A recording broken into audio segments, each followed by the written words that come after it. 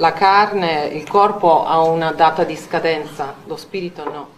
Bienvenue sur votre chaîne Icônes et Silences, là où les légendes ôtent enfin leur masque pour murmurer leurs vérités les plus douloureuses. Regardez attentivement ce visage que vous connaissez tous. À 74 ans, Romina Power conserve cette beauté aristocratique héritée de son père, le grand Tyrone Power, mais ses yeux racontent une histoire bien différente de celle que les magazines sur papier glacé ont vendue à l'Europe entière pendant des décennies. Pour des millions de Français, elle reste figée dans une image d'Épinal, celle de la jeune femme rayonnante qui chantait la Felicita aux côtés d'Albano, incarnant l'idéal absolu du bonheur conjugal. Mais aujourd'hui, loin des projecteurs aveuglants de la télévision italienne, exilée dans la lumière crue du désert californien de Palm Springs, Romina a décidé de briser les chaînes du silence. Alors que le monde entier, les tribunaux et même son ancien époux ont accepté de tourner la page, Romina Power fait aujourd'hui l'aveu le plus bouleversant de sa vie. Elle admet, contre toute raison et contre l'avis des juges, qu'elle n'a jamais cru au certificat de décès officiel de sa fille. C'est un refus obstiné, presque sauvage, qui l'a isolée du reste de son clan. Là où d'autres voient un deuil impossible à faire, elle voit une trahison. Elle pointe aujourd'hui du doigt ceux qu'elle considère comme les véritables coupables de son malheur, une industrie du spectacle qui a dévoré l'innocence de son enfant, un système judiciaire américain indifférent qui a trop vite conclu au suicide, et surtout ces ombres malveillantes qui rôdaient dans les rues de la Nouvelle-Orléans en ce mois de janvier 1994. Comment l'icône de la joie de vivre a-t-elle pu se transformer en cette mère courageuse mais brisée qui garde encore une chambre intacte pour une enfant disparue il y a 30 ans, qui a véritablement volé les rêves de Romina Power et transformé son conte de fées en une tragédie grecque moderne? À l'aube de ses 75 ans, elle ne cherche plus à protéger les apparences. Elle est prête à nommer ses fantômes et à nous raconter comment, nuit après nuit, elle continue de livrer bataille contre l'oubli. Mais pour comprendre la profondeur de cet abîme et la violence de cette révélation tardive, nous devons remonter le temps à une époque où le soleil semblait briller éternellement sur le couple le plus célèbre d'Europe. Pour comprendre la tragédie qui allait suivre, il faut d'abord mesurer la hauteur vertigineuse du piédestal sur lequel le monde avait placé Romina Power. Son histoire ne commence pas en Italie, mais sous le soleil impitoyable de Los Angeles. Fille de Tyrone Power, l'une des plus grandes légendes d'Hollywood, et de l'actrice Linda Christian, Romina portait en elle, dès sa naissance, le sceau du destin. Mais ce glamour apparent cachait une blessure primitive, la mort brutale de son père, foudroyé par une crise cardiaque sur un plateau de tournage alors qu'elle n'avait que 7 ans. Cette perte a creusé en elle un vide immense, une soif d'amour et de stabilité familiale qui allait guider tous ses choix futurs. C'est cette quête éperdue d'un foyer qui l'a menée à l'âge de 16 ans sur le tournage du film Nel Sol en Italie, où elle a rencontré l'homme qui allait changer sa vie, Albano Carisi. La rencontre entre Romina et Albano n'était pas seulement un coup de foudre, c'était le choc tectonique de deux mondes opposés. D'un côté, la princesse mélancolique de la jet-set internationale, éduquée au Mexique et en Angleterre. De l'autre, le fils de paysan dépouille, un homme brut attaché à sa terre de Celino, San Marco, dont la voix puissante semblait porter toute la douleur et la fierté du sud de l'Italie, contre l'avis de leurs familles respectives qui voyaient d'un mauvais œil cette alliance improbable. Ils se sont mariés, créant ainsi le mythe fondateur de leur légende. Ce contraste, cette belle et la bête des temps modernes, a fasciné l'Europe entière. Ils incarnaient la preuve vivante que l'amour pouvait triompher des classes sociales et des frontières culturelles. Dans la France des années 70 et 80, leur popularité était tout simplement phénoménale. Ils n'étaient pas de simples chanteurs, ils étaient des membres honoraires de chaque famille française. Qui ne se souvient pas de leurs apparitions régulières sur le canapé rouge de Michel Drucker dans Champs-Élysées? Chaque samedi soir, leur présence était un rituel. Lorsqu'ils entonnaient Charazane, Sisara ou l'hymne intergénérationnel Felicita, ce n'était pas seulement de la musique de variété, c'était un remède contre la morosité, une injection de soleil méditerranéen dans la grisaille quotidienne. Ils ont vendu des millions de disques, traduisant leur succès en espagnol et en français, conquérant les hit-parades de Paris à Moscou. Le public français, particulièrement sentimental, voyait en eux l'archétype du bonheur absolu. Romina, avec ses longs cheveux bruns et ses robes bohèmes, est devenue une icône de mode et de douceur, la maman idéale que tout le monde rêvait d'avoir. Albano était le protecteur, le patriarche solide. Ensemble, ils ont construit un empire à Celino San Marco, une sorte de forteresse du bonheur où ils élevaient leurs 4 enfants loin de la folie des villes. Ilenia, leur fille aînée, est née dans cette lumière aveuglante, devenant immédiatement la princesse de ce royaume enchanté. Tout semblait parfait, trop parfait peut-être, car sous les sourires affichés lors des séances photos pour Paris Match ou Gente, sous l'apparente simplicité de leur vie à la campagne, la pression de maintenir cette image d'Épinal commençait à peser lourdement. Romina, l'artiste sensible qui aimait peindre et écrire, se retrouvait peu à peu enfermée dans ce rôle d'épouse modèle, soumise aux exigences d'une industrie qui ne tolérait aucune fausse note, ignorant que le plus grand drame de sa vie se préparait déjà en coulisses. Pourtant, l'ombre grandissait à mesure que la lumière des projecteurs devenait plus intense. Derrière les hauts murs de leur immense domaine viticole dans les Pouilles, la mélodie du bonheur commençait à sonner faux. Si le public ne voyait que les refrains joyeux et les couvertures de magazines, la réalité quotidienne était celle d'une pression constante, une cage dorée dont les barreaux se resserraient inéluctablement autour de cette famille idéale. Le succès a un prix, et dans la maison des Carisi, c'est la liberté qui a servi de monnaie d'échange. Romina, l'esprit libre, élevé entre le Mexique et les collines d'Hollywood, commençait à suffoquer sous les traditions rigides du sud de l'Italie et l'autorité parfois intransigeante d'Albano. L'homme qu'elle aimait n'était pas seulement un mari, c'était un patriarche à l'ancienne qui dirigeait sa famille comme on dirige une entreprise, persuadé que la discipline et les racines étaient les seuls remparts contre le chaos du monde. Mais la véritable victime de cette guerre sourde n'était ni le père ni la mère, mais l'aîné de la fratrie, Ilenia. Contrairement à ce que la presse voulait faire croire, Ilenia n'était pas une starlette en quête de gloire, c'était une intellectuelle brillante, étudiante au prestigieux King's College de Londres, une âme tourmentée qui préférait la poésie de Baudelaire aux paillettes de la télévision italienne. Elle détestait la célébrité, elle méprisait ce rôle de fille d'eux qui lui collait à la peau comme une seconde nature indésirable. Ses rêves étaient ailleurs. Elle voulait écrire des livres, voyager sac au dos, s'immerger dans la réalité crue du monde, peut-être même suivre les traces de Mère Teresa, loin, très loin des plateaux de tournage où on la forçait parfois à sourire. Les murs de Celino San Marco, censés être un refuge, sont devenus pour elle une prison de luxe. Les disputes éclataient souvent, violentes et passionnées.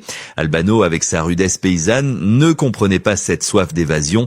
Pour lui, offrir une vie de château à sa fille était le summum de l'amour. Romina, elle, voyait le danger. Elle reconnaissait dans le regard de sa fille sa propre soif de liberté. Mais elle se sentait impuissante, coincée entre son rôle d'épouse loyale et son instinct de mère. L'industrie du spectacle est une machine vorace. The show must go on. Il fallait continuer à chanter l'amour parfait alors même que le fossé se creusait dans le salon familial. C'est cette quête désespérée d'anonymat qui a poussé Ilenia à prendre des décisions radicales. Elle voulait effacer son nom, devenir une ombre parmi les ombres. Elle a d'abord fui vers l'Amérique du Sud, puis vers la Nouvelle-Orléans, attirée par le magnétisme de cette ville où personne ne savait qui étaient Albano et Romina Power.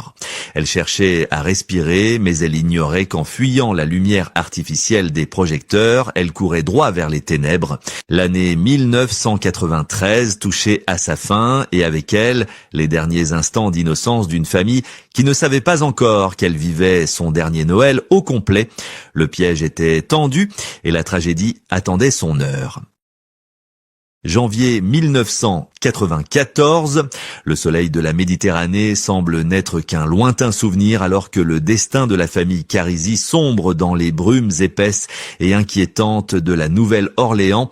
C'est ici, dans cette ville américaine imprégnée de mysticisme vaudou et de jazz, que le cauchemar a pris forme. Ilenia, la princesse qui avait grandi dans des châteaux, avait choisi de poser ses valises au Ludale Hotel. Ce n'était pas un palace, mais un établissement sordide, aux murs décrépits, fréquenté par des âmes errantes et des marginaux. Pourquoi une jeune femme aussi brillante avait-elle choisi cet endroit ? La réponse portait un nom qui hante encore les nuits blanches de Romina Power, Alexander Masekela. Masekela n'était pas un simple ami, c'était un musicien de rue de 54 ans, à la barbe grise et au regard impénétrable, qui exerçait sur Ilenia une fascination intellectuelle et spirituelle que ses parents ne comprenaient pas. Pour Romina, cet homme était un prédateur, un gourou obscur qui profitait de la vulnérabilité de sa fille pour l'isoler de sa famille. Le 1er janvier, un dernier appel téléphonique a eu lieu entre Ilenia et sa famille. Ce ne furent pas des vœux de bonne année, mais une conversation tendue, orageuse, marquée par l'incompréhension. Albano, inquiet et en colère, a mis sa fille en garde, ce furent les derniers mots qu'ils échangèrent. Après cela, le silence, un silence absolu, terrifiant, qui dure depuis 3 décennies. Lorsque la police de la Nouvelle-Orléans a enfin commencé l'enquête, elle a découvert que Masekela avait tenté d'utiliser les chèques de voyage d'Ilenia après sa disparition. Pourtant, faute de preuves directes d'un crime, il a été relâché. Pour Romina, cette décision fut une seconde violence, une preuve flagrante de l'indifférence du système judiciaire face à la disparition d'une étrangère. Mais le coup de grâce, celui qui allait briser le cœur d'Albano, est venu des eaux boueuses du Mississippi. Un gardien de nuit de l'aquarium, un certain Albert Cordova, s'est présenté aux autorités avec un témoignage glaçant. Il a raconté avoir vu une jeune femme blonde, correspondant en tout point à la description d'Ilenia, assise dangereusement sur le bord du quai. Selon ses dires, lorsqu'il lui a demandé de s'éloigner, elle l'a regardé avec une tristesse infinie et a prononcé cette phrase énigmatique « J'appartiens aux eaux ». Puis, sous les yeux impuissants du gardien, elle s'est laissée glisser dans le fleuve tumultueux. Les gardes-côtes ont dragué le Mississippi pendant des jours, hélicoptères et bateaux ont quadrillé la zone, mais le fleuve, gardien de tant de secrets, n'a jamais rendu de corps. C'est ici que la tragédie a pris une double dimension. Pour Albano, homme pragmatique et dévasté, le témoignage de Cordova était la vérité. Sa fille s'était ôté la vie, peut-être sous l'influence de drogues fournies par Masekela. Il a accepté la mort, mais pour Romina, c'était impossible. Son instinct de mère hurlait le contraire. Elle refusait de croire que sa fille, qui aimait tant la vie, ait pu s'abandonner au néant. Elle était persuadée qu'Ilenia avait fui ou qu'elle était retenue quelque part. Le Mississippi n'avait pas seulement englouti une jeune fille ce soir-là, il avait creusé un fossé infranchissable entre un père qui pleurait une morte et une mère qui cherchait une vivante. On dit souvent que le temps guérit toutes les blessures ou qu'il finit par apporter l'oubli nécessaire à la survie, mais pour Romina Power, le temps n'a été qu'un long couloir silencieux où l'espoir et le désespoir se livrent un combat perpétuel. Le véritable point de rupture, celui qui a définitivement brisé le lien sacré qui l'unissait à Albano, n'est pas survenu le soir de la disparition, mais près de 20 ans plus tard. En 2013, fatigué d'attendre un miracle qui ne venait pas, Albano a pris la décision pragmatique de déposer une requête officielle auprès du tribunal de Brindisi pour faire déclarer la mort présumée d'Ilenia. Pour lui, c'était une nécessité administrative, une façon de clore un chapitre douloureux pour pouvoir peut-être reconstruire sa vie. Pour Romina, c'était un acte de trahison impardonnable. C'est face à cette sentence judiciaire, face à ce papier officiel qui prétendait effacer l'existence de sa fille de la surface de la Terre, que Romina Power a décidé de briser le silence. À 74 ans, avec une dignité qui force l'admiration, elle admet enfin ce que le monde entier considère comme une folie douce. Elle avoue qu'elle n'a jamais cessé d'attendre. Lors d'interviews bouleversantes qui ont secoué l'Italie, elle a déclaré la guerre à la fatalité. Je sais qu'elle est vivante, quelque part. Je le sens dans mes entrailles de mère et aucune loi, aucun juge, aucun acte de décès ne pourra me convaincre du contraire. Cette révélation est allée bien au-delà d'une simple déclaration d'espoir. Romina a ouvert les portes de son intimité, révélant qu'elle a transformé une partie de sa vie en sanctuaire.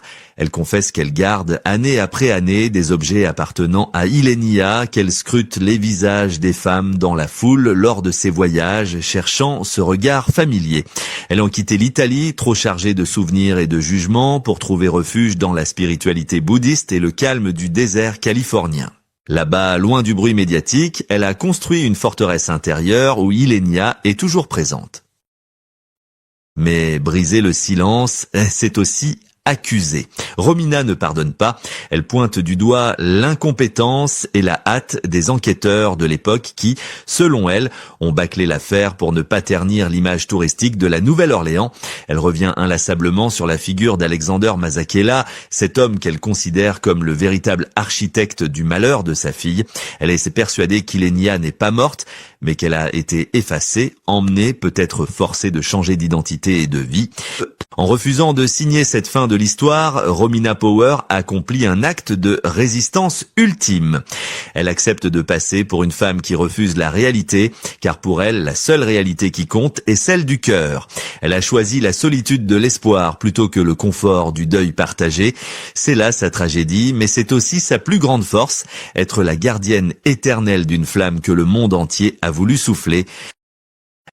L'histoire de Romina Power dépasse de loin le cadre d'un simple fait divers ou d'une biographie de star. Elle résonne en chacun de nous car elle touche à l'universel, à cette peur primale de perdre ce que nous avons de plus cher.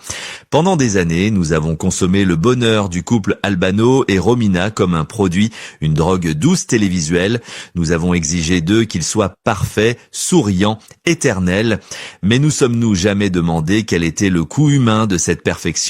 Le destin tragique de la famille Carisi agit comme un miroir brisé tendu à notre société du spectacle. Il nous force à poser cette question inconfortable. La gloire est-elle un monstre qui finit toujours par dévorer ses propres enfants? L'innocence d'Ilenia a-t-elle été sacrifiée sur l'autel de notre insatiable besoin de rêve? Aujourd'hui, la silhouette de Romina Power, solitaire mais digne dans le désert californien, nous offre une leçon de résilience bouleversante en refusant la clôture facile d'un dossier judiciaire, en s'opposant à la logique froide des institutions qui veulent classer les disparus dans des tiroirs poussiéreux. Elle accomplit un acte de résistance majeur, car elle nous rappelle que derrière chaque icône, il y a un être humain qui saigne. Sa voix qui s'élève pour dénoncer l'oubli est celle de toutes les mères qui attendent, de tous ceux qui refusent, que la bureaucratie ait le dernier mot sur l'amour. Son combat nous enseigne que la véritable fidélité ne consiste pas à accepter la fatalité, mais à maintenir la lumière allumée, même quand tout le monde crie à l'obscurité. Romina a choisi de vivre avec son fantôme plutôt que de mourir avec la vérité des autres. Peut-être qu'Ilenia ne reviendra jamais, ou peut-être marche-t-elle libre et anonyme dans une rue que nous ne connaissons pas. Mais grâce à l'obstination de sa mère, elle continue d'exister. Comme Romina l'a laissé entendre un jour, sa quête n'est pas une folie, c'est la forme la plus pure de l'amour maternel, celle qui défie le temps et la mort elle-même. Je ne cherche pas à ce que vous me compreniez, je cherche juste à ce qu'on ne l'efface pas. Aujourd'hui, sur Icônes et Silences, nous avons écouté, nous avons traversé le miroir des apparences pour toucher la vérité d'une femme. Et ce soir, quelque part entre l'Italie et l'Amérique, nous savons qu'une mère veille encore. Merci d'avoir partagé ce moment de vérité avec nous. N'oubliez pas, derrière chaque silence, il y a une histoire qui attend d'être racontée.